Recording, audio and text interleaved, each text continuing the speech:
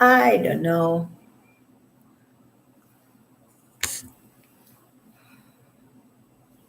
I don't know if this is actually working because the connection has been messed up all over the place.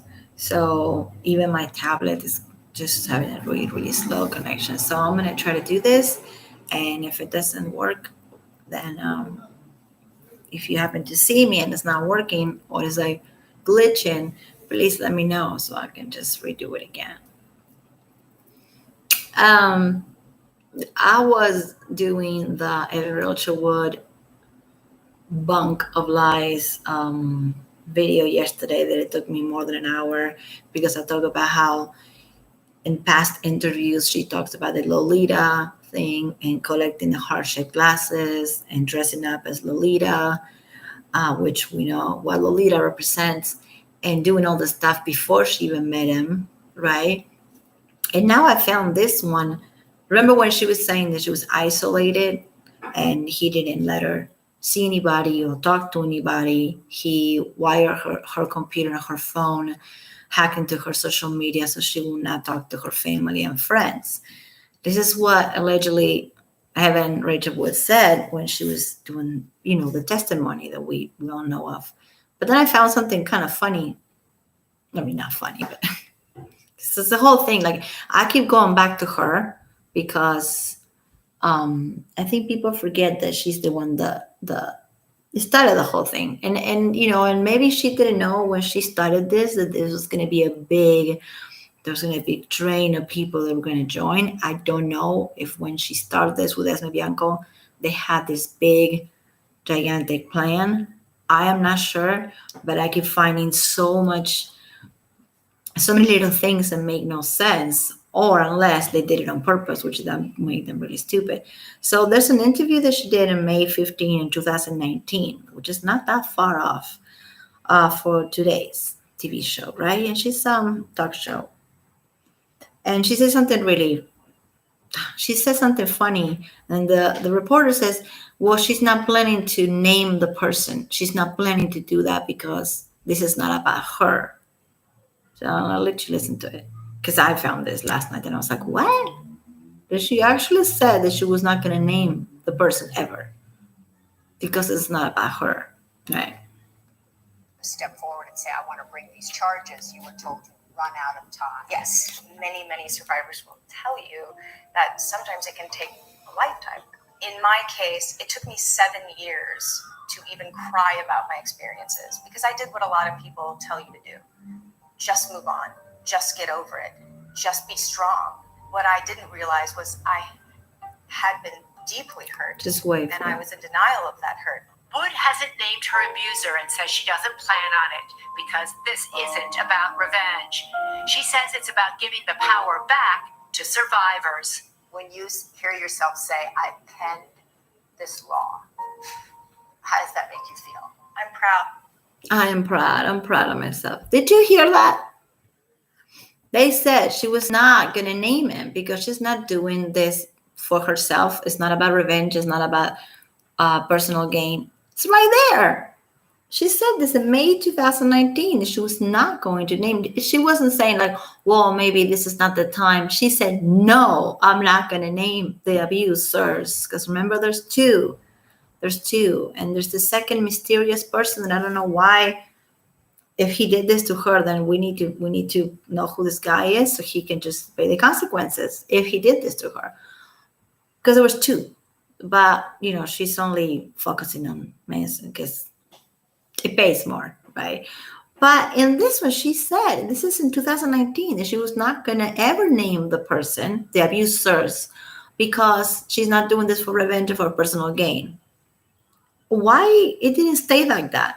Why? What happened between 2019 and the end of 2019 when they did the Phoenix Act, her and Esme? It's only a few months off. What happened? Like, seriously. Somebody's watching. I don't know if this is actually working because the connection just goes in and out. I can see the wheel going, and I have a Chromebook, and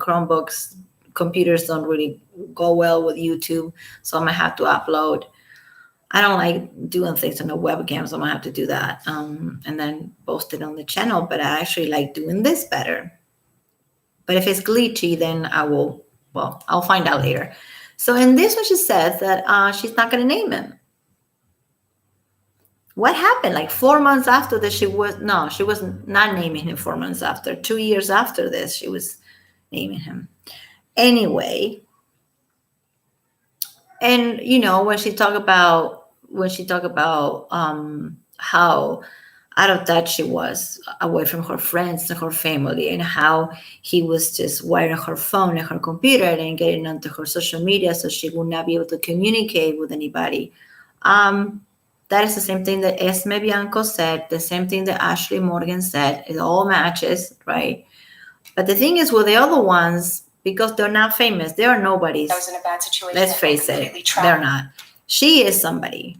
So the thing that these people didn't think of when they planned this whole thing is that somebody, not only YouTube people, but anybody can just go back and look this up and listen to the interviews and read their articles like I did last night. I read at least 5 articles of Evan Richard Wood between 2007 and 2010, and when she talks about being rebellious and against her mom and reading books that her mom didn't like and doing it for the sake of it.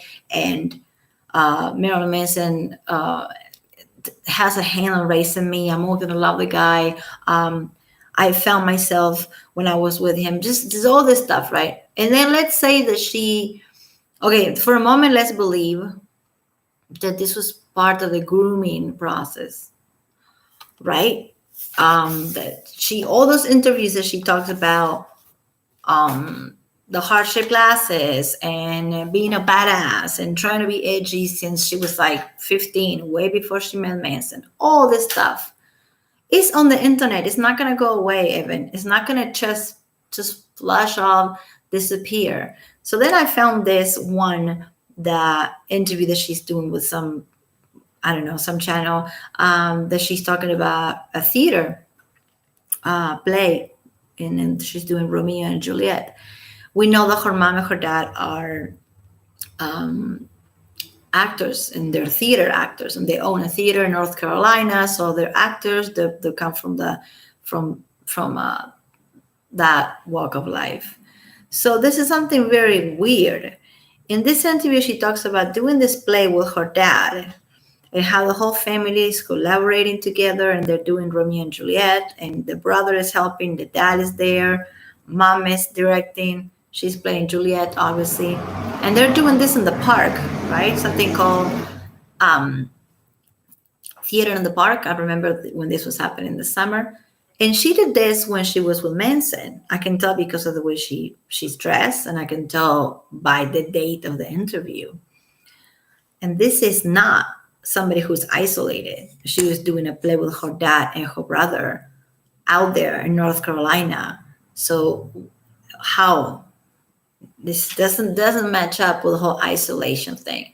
So I'm just gonna refresh memory, not like I need it, but so I can just play the other one next to it, and you see how crazy and insane this sounds when she talks about being isolated and being hacked and being gaslighted and being groomed process and all that. And then I'm gonna jump to the other interview where she just like all carefree doing theater in North Carolina with her dad. At the same time, she was with Manson. That's not very isolated to me, but okay. So this is her on California Senate for Congress for the Phoenix Act. We know, right? What I played before was her saying, I'm not going to name my abusers because this is not about me and it's not about revenge. She said she was not going to name them. She said, I'm not going to name them. So I don't know what changed between that and 2020. But well, we know, but it's really fucked up that I'm actually realizing that they either got on her and they're using her for this big agenda, or she got on everybody else and they were sending this email trying to recruit the girls. This is true. There's proof of this. There was an email sent by Evan Richard Wood's ex-girlfriend. Her name is Ilma Gore, and she's a she's a piece of work herself. She's always doing patrons, campaigns, and getting money for like weird ass shit. I mean, she's just a mess. And Ilma Gore sent an email to a lot of girls, including Greta Aurora, the lady that has a YouTube channel. She's amazing, and a bunch of other girls. Every girl that they knew the Manson was ever with, ever, right? And the email says, we're doing this investigation, we're doing this to kind of recover from the process, and we're trying to get in touch with the girls that met him and share stories. The email sounds like it's like really, just sharing stories, Greta, you can go look at her YouTube channel. She said no. And she didn't respond to this email, or she responded, she said, no, I'm not going to be part of this. I'm not going to play your game. So that proves it right there that they've been cooking this up since 2020. In this interview, she says she's not going to ever name the abusers. And this is from 2019. 2020, they sent this email. And not only Greta, but I felt like a couple of the girls, ladies, were probably like, no, we're not going to be part of this. We're not going to be part of this big lie. So they were recruiting people. And this is not just me saying it. This is true. They were recruiting people. And with the pretense of, we're going to share stories. It wasn't like, okay, well, let's all get together and let's fuck him up. It doesn't say that on the email. But if you're smart enough to read between the lines, like a couple of women did, and then they did not join the recruiting. So when you have, let's say you have an addiction, okay, so you go Alcoholics Anonymous, AA, Narcotics Anonymous, NA, Gamblers Anonymous, Sex Addicts Anonymous. You know why it's anonymous? You know why you don't even give your name when you go to those meetings? You give your first name and that's it. Because there's something about staying on that is just makes everything fair. The minute that you start saying this person did this and Johnny did this and little Mike did this and PDB did this, it's not taken serious anymore. That's why Alcoholics Anonymous is anonymous. And all those meetings, all those groups are recovery groups. You don't supposed to hold into one person. You are anonymous. Everybody's completely equal to the other person when you go to a recovery group for addicts, gamblers, sex addiction, porn addiction, video games addiction, food addiction, eating disorders, whatever you want, whatever you call it. You are one and you're equal with everybody else. This doesn't sound like that. This is like Evan Richard Wood here, and then that here, and then Ashley Waters right here, and there's a bunch of girls down there that they're not even known, that we don't know about. And this whole thing was not in let's share stories. On that email, they wrote, we're going to share stories about our time with Marilyn Manson. I am glad not only Greta, but somebody else also say no to this little game. And they did not took part of it. But that shows you what they were trying to do. Recruiting. It is not a recovery group for people that have trauma. If you're doing a recovery group, you don't say the name. Okay, I go to a recovery group because of my stepdad did whatever to me, right? So I go to the group and I don't say the name of the stepdad. Okay, this is an example. I don't go and say first name and last name of the person who did this to me. I talk about it in a neutral, equal way with everybody else. This wasn't a recovery group for traumatized women. This was a recovery group for Manson. And it's on the email right there. We want to know about your experiences with Marilyn Manson and how was your time with him, and if you want to share something. It's very casual, but if you're smart, you can read between the lines and it's, oh, well, they're recruiting people. This is not a recovery group. It's not for the sake of mental health. It's just for money. Excuse me. So now not again, over and over again, she didn't hear that she was trapped, isolated, couldn't talk to mom and dad, couldn't talk to anybody, couldn't work, didn't have a cell phone. Her Facebook account her computer was hacked, her phone was hacked and wired, everything, right? Isolated from the universe and all that. shocked and terrified for my life. He gifted me a cell phone, which I found out he was monitoring. He downloaded spyware onto my computer and hacked into my emails and social media accounts so I could not reach out for help. When my friends and family tried to intervene, I swiftly told them to leave because I was afraid of what he would do. He broke me down through means of starvation, sleep deprivation, and threats against my life, sometimes with deadly weapons, which would result in me having severe panic attacks where I was unable to breathe. Did you listen to her saying the isolating from family and friends part, and how she was not in touch with anybody because he wanted her all for himself? Okay, this interview is from 2008.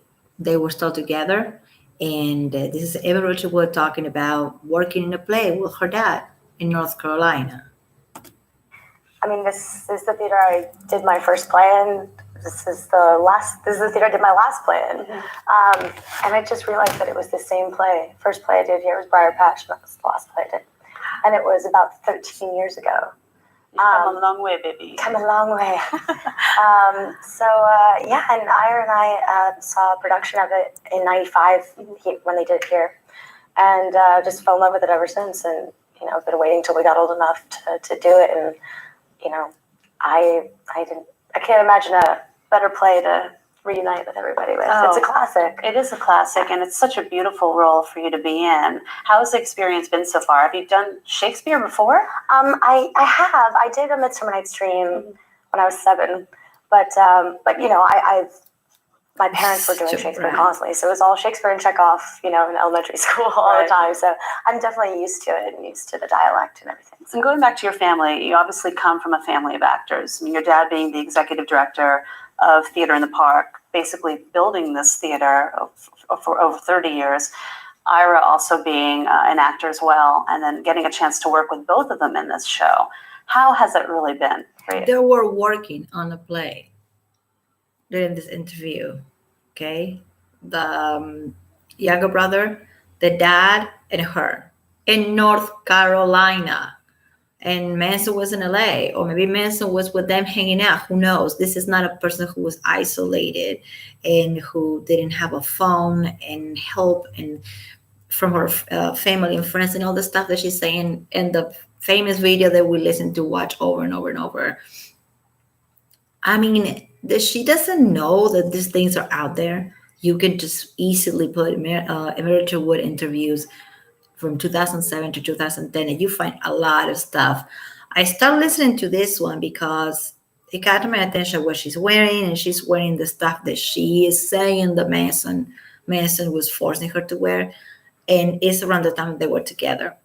And she's talking about acting with her dad directing her on display, and doing Romeo and Juliet out there in North Carolina. And where's the isolation part? That I really don't get it. I don't understand. Like, she was isolated before this and then after this, but during this she wasn't. When she was hanging out with dad doing a play, like, what the fuck? It's been an honor, sharing the stage with him. We've all acted together before, but never anything as heavy as this, So it's been so much fun. It's been emotional. It's been very emotional. I mean, my father is playing my father in the play, and he has to yell at me and throw me down on the ground, and so it takes a lot out of you. But it's so much more rewarding at the end, And I'm just so proud of Ira. It's the first thing he's ever directed, and stepping into something of this caliber. He's doing a great job. Is this something you've always wanted to do? Has it been kind of unavoidable to be in this field because of your family background? Yeah. Okay, so she was working with her family, and this is not her talking about her childhood. In the beginning, she said, yeah, this is the place where I did my first play, and this is the place where I'm right now doing this play with my mom and my dad. My dad is directing, my brother's directing, my dad is playing my father in the play. She's Juliet, on Romeo and Juliet, obviously. And in North Carolina, it's not even like in California, but so how did she was able to go around? But luckily, my family always gave me a choice. I was never pressured into just travel and stuff like that and do all this. So I just feel lucky that I got a head start. I mean, good things.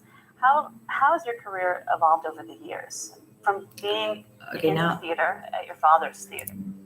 now they're just going into something else. My point was that what the hell is she's talking about in here? In here, what? Why? How? Evan? How did this make sense?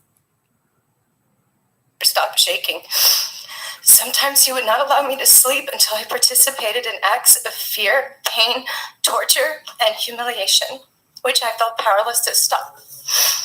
In some of these tapes, in which he also videotaped, in some of these tapes, he can be heard threatening to kill me, threatening my friends, There's or threatening tapes? to kill members of my family. He also threatened to leak parts of the footage or photographs he had taken as a way to keep me quiet.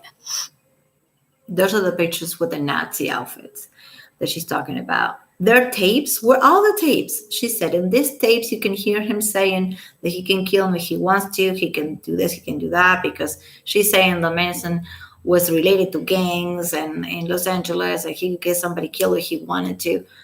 They're putting the guy up here. Manson is not, I don't think, I mean, I really don't see the guy being such a mobster. But okay, so there's tapes. Seems like they're tapes. So who has the tapes? I don't know. But you see what I'm going with, like the isolation and all that. Not even having a phone or a Facebook account, so you don't communicate with your family and friends, and then making a play with your mom and dad and your brother. Not even just one person, mom, dad, and brother in a different state during the same moment that you were with him, engaged with him. I mean, it's just, you know, I found this one, I think last night, and I was like, oh, holy moly, like this doesn't make any sense whatsoever. And then, of course, her saying that she's planning not to name him ever, okay, ever, because it's not about revenge and about herself. And then after she did that interview, she named him. No, not after, like 2 years after. But how it goes from this is not about me, I'm never gonna name my abusers, because remember there's two, to Instagram, February 1st, she named him. They all went up at the same time.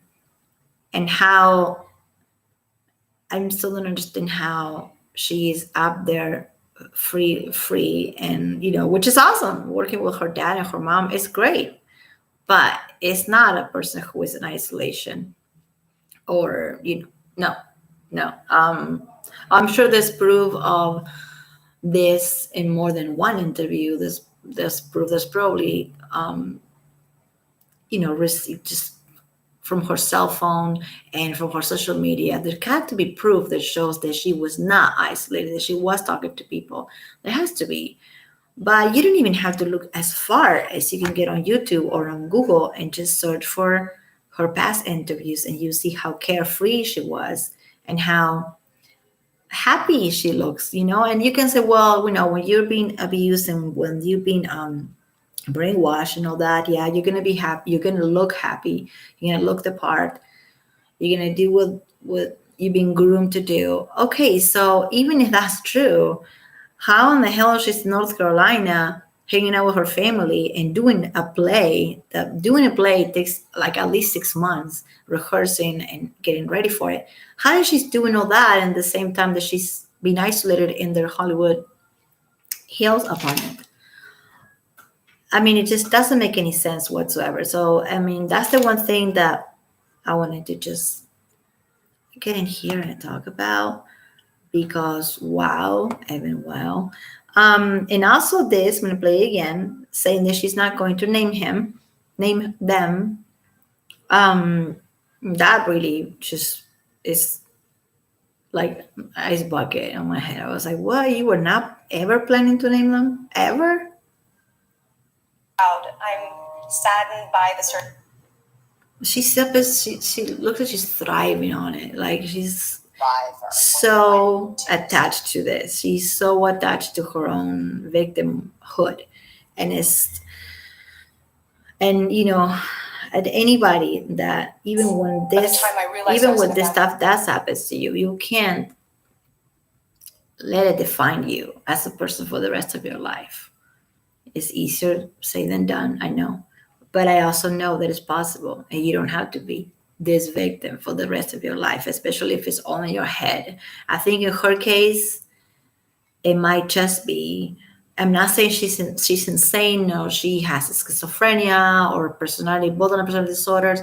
I think that is she really believes that this happened. She's gonna go with it until the wheels come off, or she knows that this never happened. She's completely conscious of it, and this is a whole big thing. And people that watch my channel have been saying that they think this is a big conspiracy and this all this thing is planned out from the beginning. I agree, but also it's like I want to agree, but also thinking of these women, of these people in general, are they so smart to be to cook this up? And maybe it's a matter of circumstances.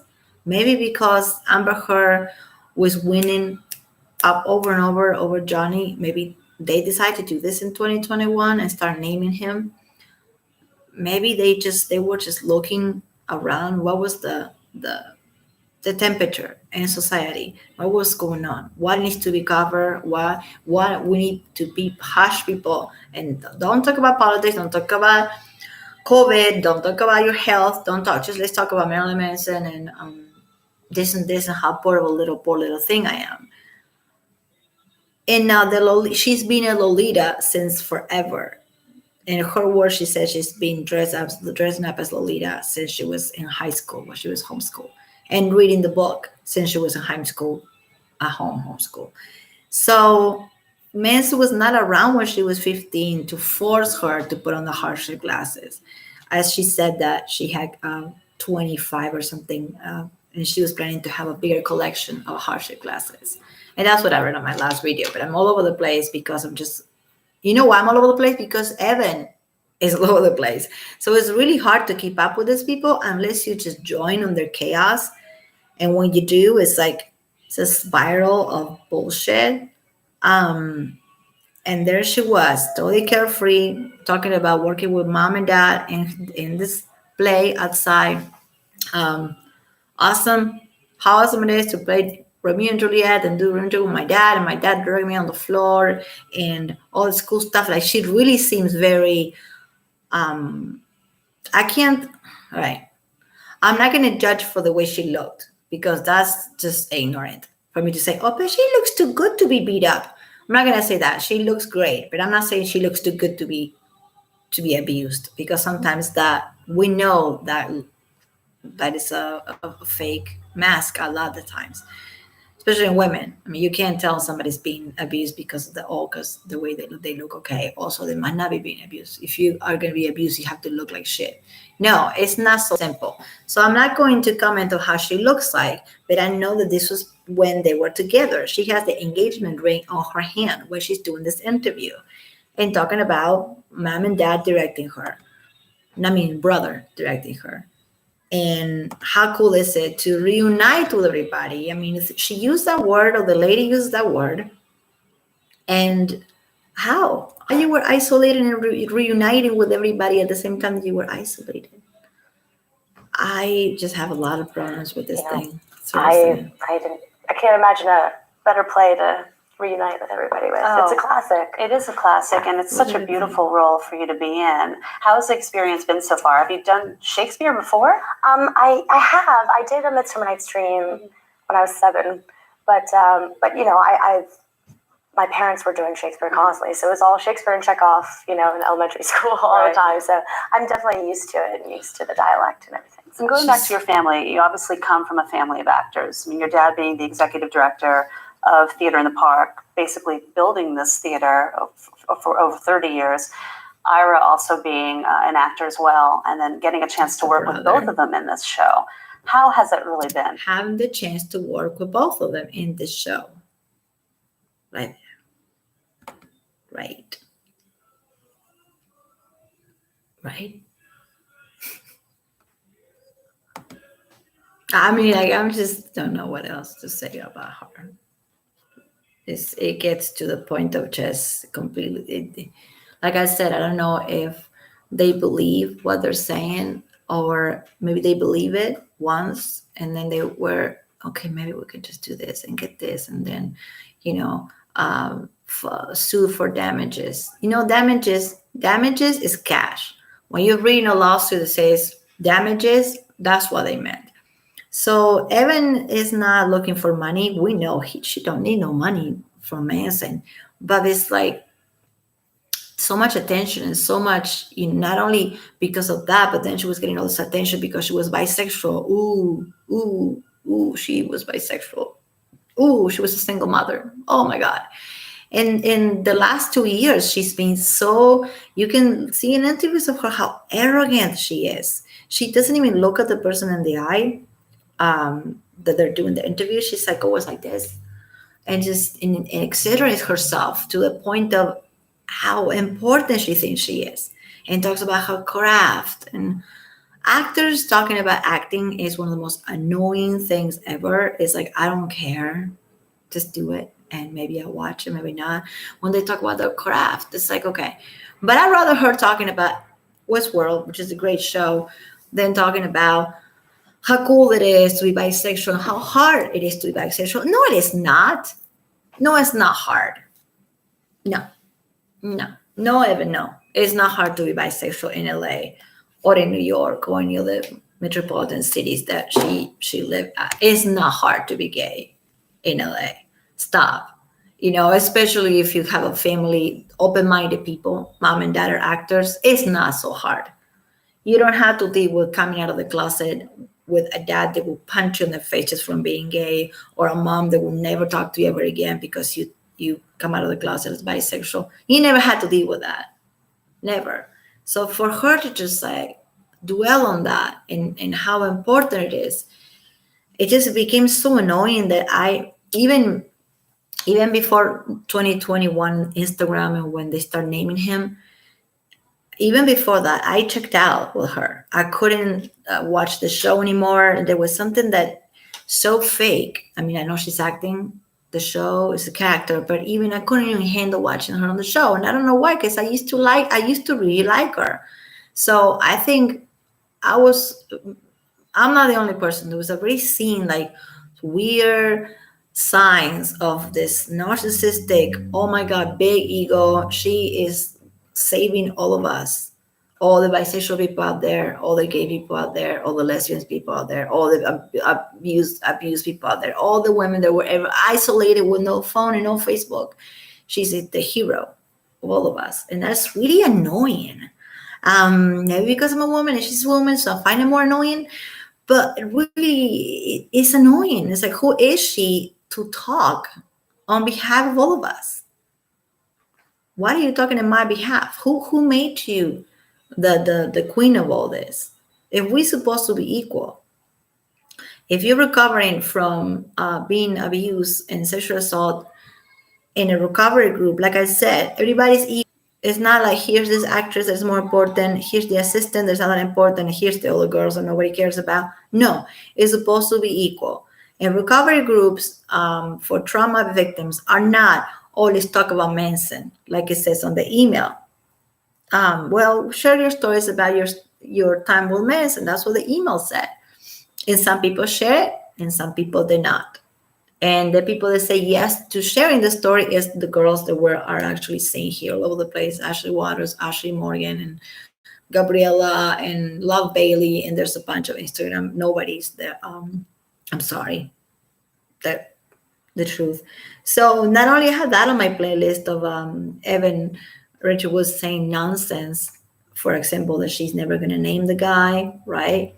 Like right here, because she's not doing it for revenge. Right? That she's never gonna name him. Remember? I just played this and I play it again. 15th of May. Never going to name them. I'm sorry, it's kind of slow. Bad My situation. tablet. Completely trapped and terrified for my life. And I watched you testify, and you talked about the importance of time. My tablet is very slow. So Nations in California from 3 years to 10 years for survivors of domestic violence. By the time I realized I was in a bad situation, I felt completely trapped and terrified for my life. I watched you testify, and you talked about the importance of time to a survivor. When you went to step forward and say, I want to bring these charges, you were told to run out of time. Yes, many survivors will tell you that sometimes That's why she's doing it. Lifetime. In my case, it took me 7 years to even cry about my experiences because I did what a lot of people tell you to do. Just move on. Just get over it. Just be strong. What I didn't realize was I had been deeply hurt, and I was in denial of that hurt. Wood hasn't named her abuser and says she doesn't plan on it because this isn't about revenge. She says it's about giving the power back to survivors. When you hear your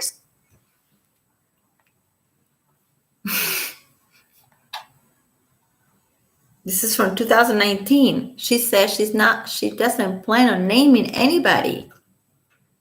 Come on. Dude. She drives me crazy. Like, seriously, like, I can't even, that's what I'm going on her since yesterday. I'm just like looking and finding little interviews from her.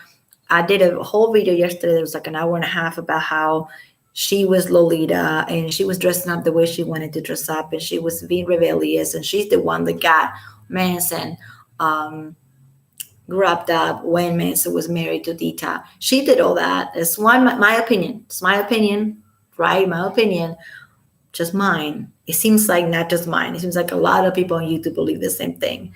So I keep finding things about her. They are so that it makes me worry for her. Is that she really is that delusional? She thinks this actually happened.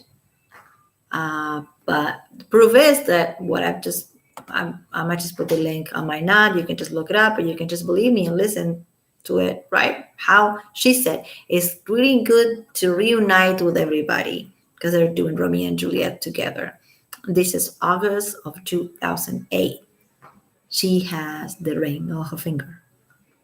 So let's say they were on a break or something like that. Still, when she talks about how isolated she was and how she wasn't talking with her family and she had no Facebook and no Twitter and no phone, and then there she is back in town with her mom and dad and brother doing a play. I mean, how do we supposed to take her serious? Anything that she said is really hard for me. I mean, I wish that. It's not like I'm jaded or I'm cynical about it, but like she lies so many times. There's like with Amber, so many times that then it gets to the point that you think they're going to open their mouth and lie. And the one time that she might tell the truth, nobody's going to believe her. It's going to be like the story of the boy who cried wolf. Lies so much that maybe one time Amber Wood is going to have a story that is going to be real. Like maybe the second abuser, and nobody's gonna believe her because there's so much mud, and she's been just dragging him and trying to cancel Manson for the last 5 months. Nobody's gonna believe her in anything that she says in the future. So it's just pure delusion, or it's just being a psychopath. I don't know. I don't want to think that she's evil. I'm trying really hard to not think like that, but I don't see anything else. Like I'm seriously don't see anything else. What I'm missing here. I go from interviews, from when she was before Manson, where she was in that movie 13. She talks about heart-shaped glasses and how she was collecting heart-shaped glasses, and her mom was really mad at her dressing us as Lolita. We know who Lolita is. Okay. And from that to the interviews of her saying that Manson had a hand of raising her and it was just great. She found herself on him and he was really supportive of her music career and everything that she wanted to do. And those things are out there. They're not going to disappear from the internet. Doesn't matter how many times you go to Congress and how many laws you're trying to pass. The good thing about the internet is that everything is there. What I'm saying right now is there. Everything is going to be there. So Probably she wishes that she can go back and just erase all this and delete all this and be like, oh shoot, I'm gonna look like an idiot because back in 2008 I said that I was doing a play with my dad. It's pretty dumb, isn't it? Pretty dumb. And the fact that I found that one from today's talk show, her saying that she's never going to name the abusers, that got me thinking, like, oh, why not? Why you never going to name the abusers? Like, how saying I'm never going to do something like that, just being so sure of saying never. How she was so sure that she was never going to name them? Because they don't exist. That's what I really think.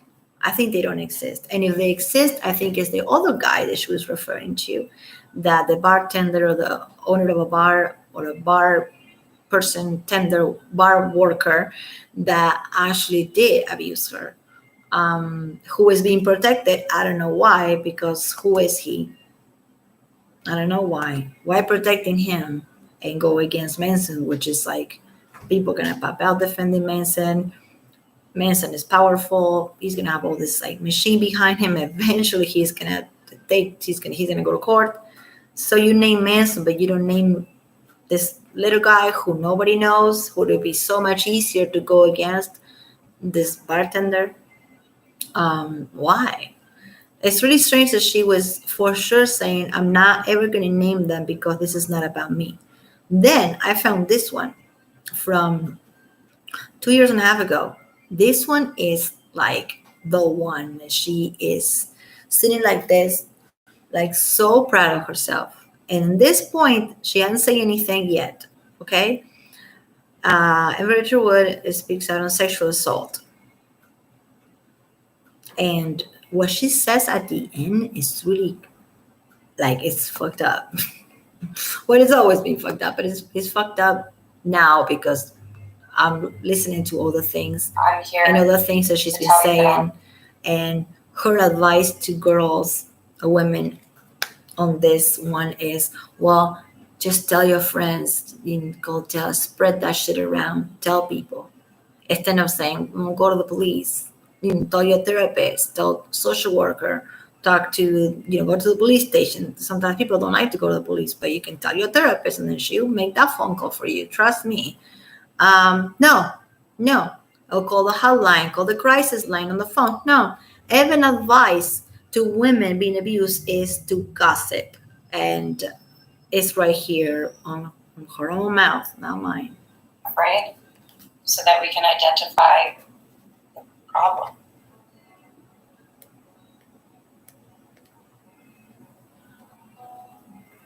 And we should be viewing this as an opportunity to come together. This isn't a conservative or liberal issue. Oh, yes, it is. This isn't about party. Obviously, it's on both sides, which tells you it's a societal problem. I've heard numerous stories about Harvey Weinstein, and pretty sure everyone I know. Okay, for the sake of for that, I need to say I do believe Weinstein was guilty, and I believe everything that Rose McGowan put on the book. We know Weinstein did that. He didn't even deny it. So, but for her to just grab the Me Too movement for her own agenda is pretty freaking evil, if you ask me. But I do believe what happened on Harvey Weinstein case. As well. And it was so normalized, and it was talked about in such a way. Yeah, it was. Okay. You're warned about Harvey Weinstein because most actresses are. This is just the truth. It's passed off as like, oh, that's just crazy Harvey. Everybody knows. Just be careful around that one. In this case, and in many cases. What case? This case, they're not even asking her about anything in particular. They're asking her to talk on sexual assault, what she says in this case. And she's doing this with her hands. She looks like a politician. She's so stiff. You won't believe it. Like, she's so full of herself, loves it. I'm seeing people, men and women, talking about their experiences, and they do not have that gigantic ego and confidence that this woman has. They don't go like, well, I'm gonna, they don't do that. They don't do that. When women come forth with a story about sexual assault or sexual harassment, people are very quick to try to discredit them or knock them down or look for any sign of foul play or any reason not to believe them.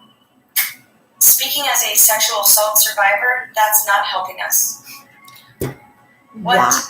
You're telling me what to do all the Is time. asking the right questions, talking about rape culture, talking about abuses of power. People are wondering why more women didn't come forward sooner, and why in a lot of these cases, one woman will come out or multiple women will come out, and then the floodgates are open. People are wondering why It just happened. women don't come forward sooner, or why they come out in numbers. I feel dramatic music. It's because it's safer. They do not feel safe enough to do so. Period. The music. And I am guilty of this as well, because I have not named my abusers. Not because I don't plan on saying these people's names eventually. Whoa, Because- whoa. Did you see that? Not because I'm not saying these people. What was she?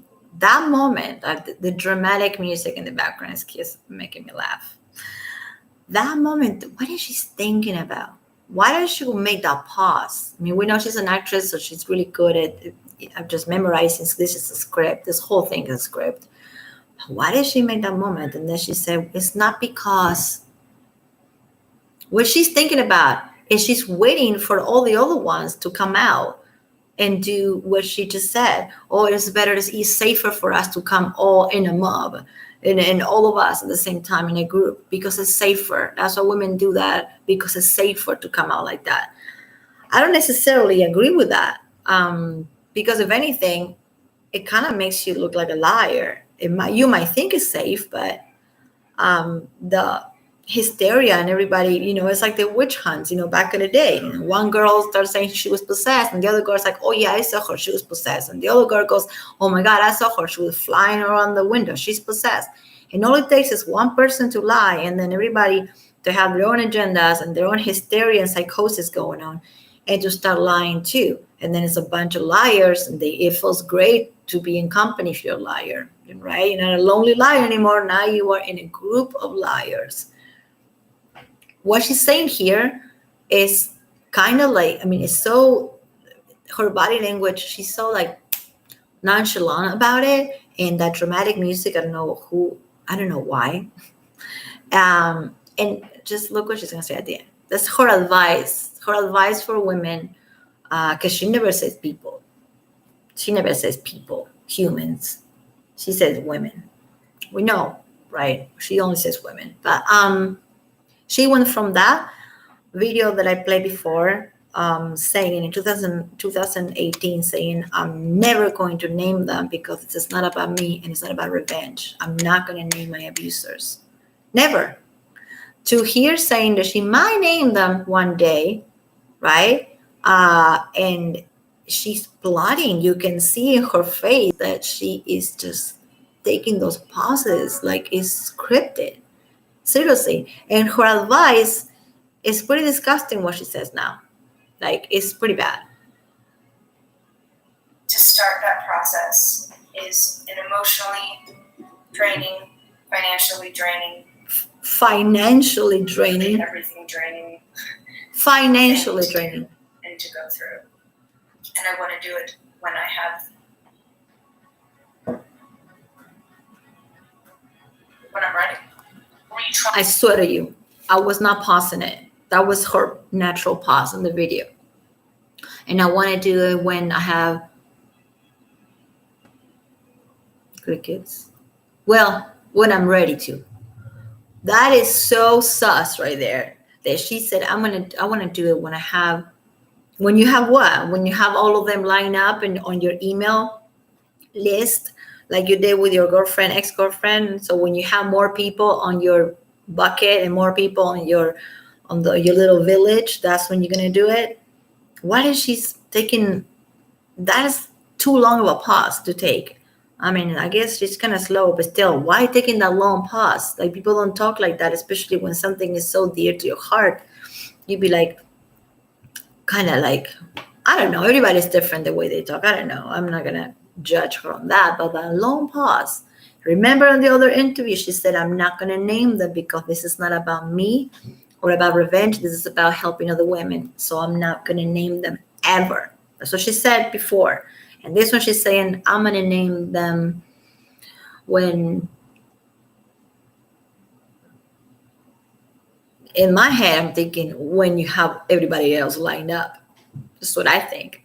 But traumatizing yourself to go after the person that assaulted you takes quite a toll. It is a terrifying thing to have to go through. Women in the industry, women all over the world, tell people. Tell people.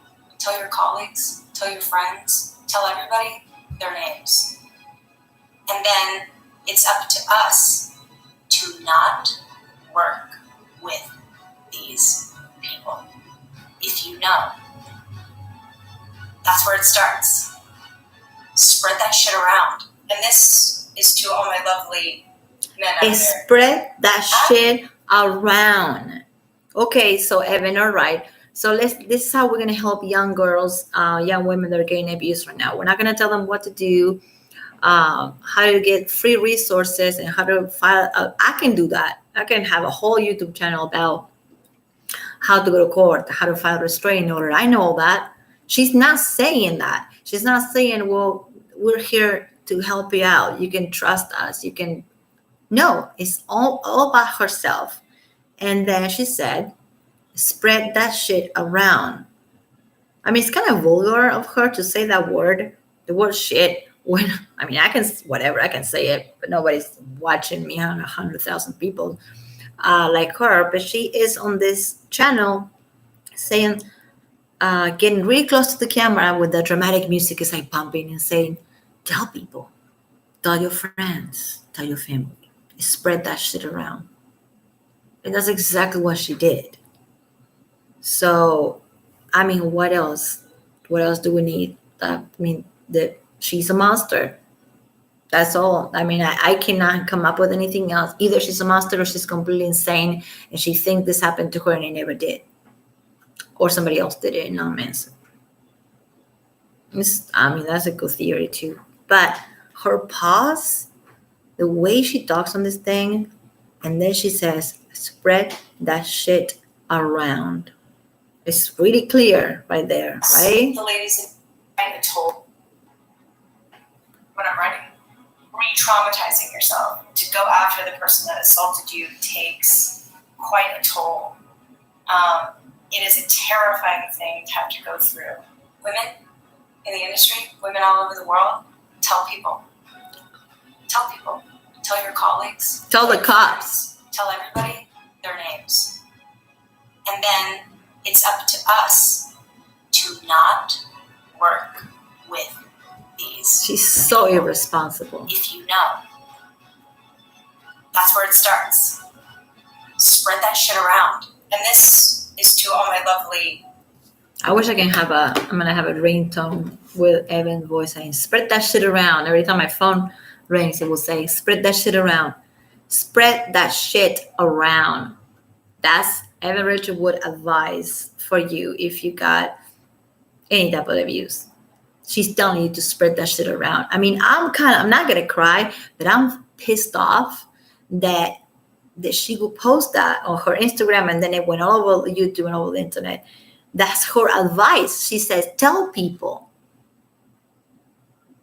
Because that's, again, when you go to a recovery group for sexual addiction, gambling, you're addicted to play video games, you're addicted to opiates, you're addicted to weed, you're addicted to drinking, whatever it is, there's a reason it's called anonymous. There's a reason. It's because you don't name the persons. You don't. Because then it becomes a personal vendetta against that person or that organization or whatever. You keep it anonymous. She never did. Well, she did. She did for a couple of years, I guess, and then changed her mind. but you're supposed to keep it anonymous. And when you're ready and you feel supported, or just you go to the cops. If you cannot go to the cops because you hate cops, you tell your therapist will call the cops. You talk to the school counselor. You go to the courthouse and say, this happened to me. I don't know what else to do. You call, don't call 911, you call 211, which is information and resources. So you don't really have to call the cops. You just have to call and get some resources and information, and then they'll do it for you. That's the advice. Not, well, tell people, spread that shit around. That makes me sick. Like I somebody sent me that and I was like, anyway, to the topic of spreading this shit around, that's what her and Ilma Gore, her ex-girlfriend, were trying to do on that email that they sent to a lot of girls in LA, a lot of girls all over the world, because Manson has been, anytime when he was single, he wasn't single for a long time, but when he was single, he was kind of all over the place, and that's okay. That's his right to be. So they sent an email to anybody that they had the information, okay? They have your email, they'll send you an email. They have your address, they'll send you an email. The email pretty much says, we want to share stories about our experiences with Marilyn Manson, okay, Brian Warner. So if you want to be part of it, please let us know. Thank you so much. And they sent Greta an email just like that. And somebody else that I know got the same email. So, oh my God, that's when she pauses and says, I'm going to wait until I'm ready. No, I think what it means is I'm going to wait until I have everybody in my little village. That's what she was waiting. She wanted to name him 2 years ago. She was waiting because she was waiting for everything to get little, mobsters. That's kind of how this gang thing is. It's almost like that's how they're acting. It's like a mob, And then her advice is spread the shit around. It's disgusting, really. I don't care that she said the word shit. I can say it 100 times. That's not my point. But instead of saying, call somebody, just like you're not alone. Go talk to authorities. That's what she should be doing, is looking at the camera and trying to help people, or just talk about your stupid TV show and about your hair. But if you're going to do something political or social or human services like this, you need to know what you're doing, girl. You can't be telling people to spread it around instead of telling them technically and practically what they have to do so they don't get beat up again. You know what happens when you spread it around? I tell you what happened. We spread it around. Not in this situation, because this is a lie. But in a real situation, not with a Manson type of guy or a fake abuser like he is, because he's not an abuser, but this whole thing is bullshit. But I do what happens in real life when you spread that shit around, like she's telling you to do. This is what happens.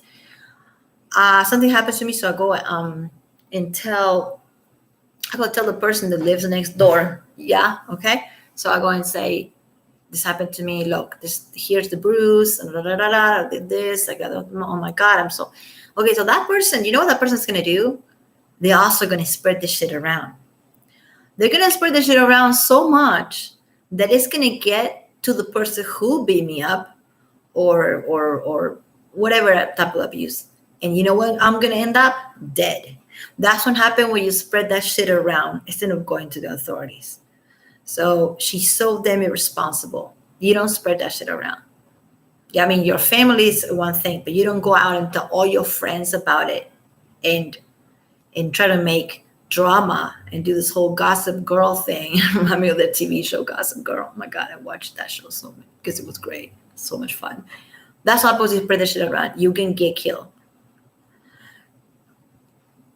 If you get a restraining order, you won't get killed. You might piss him off or piss her off, but at least you are protected somehow. If you call for resources and you call 211 and you call the domestic violence hotline, crisis line, warm line, there's so many people that work there that answer the phone, and you don't even have to tell them your name. You really don't. You really, for reals, you don't. Or where you live or nothing. and they will talk to you and they will help you out and they will do your paperwork and they will connect you with a social worker. That's what you do. You don't spread the shit around. It's very dangerous. That's probably the worst advice ever. And then, I'm not going to play it over again how she wasn't isolated. She was working with her mom and dad and brother in the play Romeo and Juliet in North Carolina. And she got finger engagement ring on her finger from we know who. That's how isolated she was. So I play those I play those 4 clips, but there is it's such a different, this is like a different person from beginning of 2000s and then from 2007 to 2010, she was a person. And then from 2000, then she became somebody else. And now she's somebody completely different. So it's split personality disorder. I don't know. It's borderline, it's narcissistic. I don't know what it is. But what I'm telling you it is very irresponsible to tell people, to tell girls to spread this shit around. Like we are in some type of movie, that you spread it around and all your girlfriends are gonna come with torches and fire and we're gonna burn the house down of the guy who beat you up. No, you're gonna get hurt if you spread it around without protection. It's a non-brainer, right? You don't have to be a woman to understand that. It's just obvious. Like in school, like if you go, like if you were bullied before, what I did when I was bullied every single day, every single fucking day through all high school. Not my circus, not my monkeys. That's what I always tell my kids. Not my circus, not my monkeys. They're not my monkeys. Those people that bully me, I don't have to do nothing. I go straight to the principal office and I tell them, that's what you do. You don't spread it around with other friends and the neighbors and the bullies. They're in the cafeteria and the high school, the whole cafeteria knows about it. You go to the principal office. See, I'm just making an analogy that is so easy to understand for men and women, boys and girls, anybody. It's a human thing. We all like to gossip. We all like to run our mouth, right? Just like we do here on YouTube. We just like to yap. But when something serious like this happened, it is not the time to gossip. That's the time to actually not gossip and protect yourself first before you start saying things.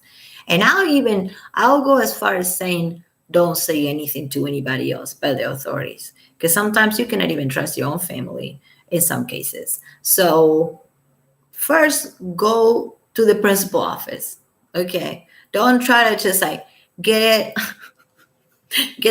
meet the bully in the corner and just, I'm going to fix it. You're going to get hurt, right? And then everybody's going to know about what a loser you are, or what loser they are. So no, don't spread it around. No. And I'm repeating myself over and over because I'm so indignant and frustrated when I listen to her talking like that. And I'm going to make a whole video, not a live video, just a regular video on what to do. I'm going to write down right now so I don't forget. What to do and what do you do and the things you can do. Of course, I live in California. I'm in the United States of America, so this doesn't count for everybody out there, but I think we all pretty much know, right, in the Western world and whatever. And if it doesn't count for you, then you just go and ask what it does and what it doesn't. The first thing you do, I'm going to make a video on this. First of all, you don't spread the shit around. Is that clear? Okay. And I'm going to make a video on what you do physically, emotionally, psychologically, in the technical way, how to find a restraining order.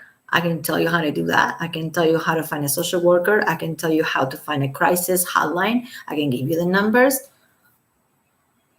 But please don't do what Amy Richard Wood is telling you to do. Don't. Even if you want to hate on Manson, even if you don't like the guy, you think he's a weirdo and he might be kind of this, kind of that. Just don't side with people just because they are a mob, just because they have more numbers. Because that is witch hunt. That's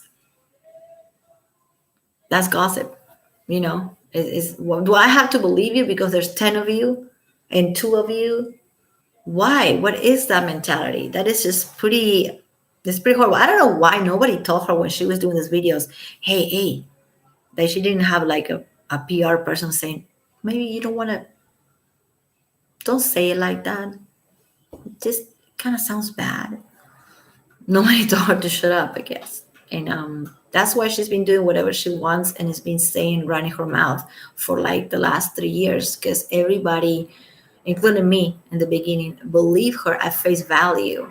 So now the more I see this and the more I see with Amber and Johnny, the less I believe people at face value.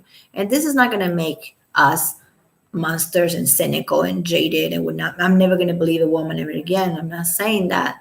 But this weird new pseudo feminism that is really tinted with liberal agenda and tinted with things that had nothing to do with girls.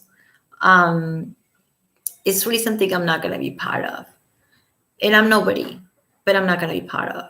And like I said in my other video last night, if we have the feminist leaders of the 1970s, now they're going to look at Esme and laugh. They're going to be like, oh, boo. So you felt bad because the room was too cold and the walls were black and you didn't eat? Oh my God, I'm so sorry. They will laugh at them. They really will laugh. The real badass feminist women from the 1960s and 1970s, they will laugh. It's like, okay, so what happened to you? Oh, so the AC was at 65 degrees. Oh, and there was no drinking water in the house. Okay, so he forced you to do cocaine. What else happened to you? Oh, he told you to wear a little skirt. It's so silly.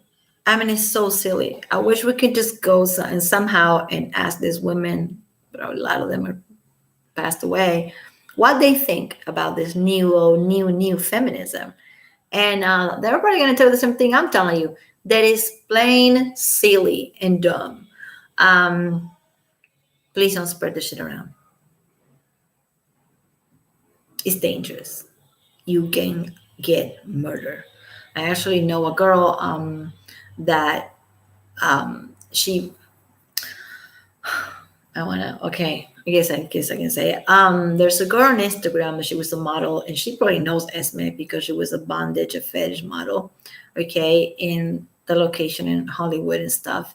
When she was having a problem with her ex-boyfriend, she never did a restraining order like she should have, but she just didn't know. Nobody told her. Nobody helped her out. And what she did, she spread it around. She told people.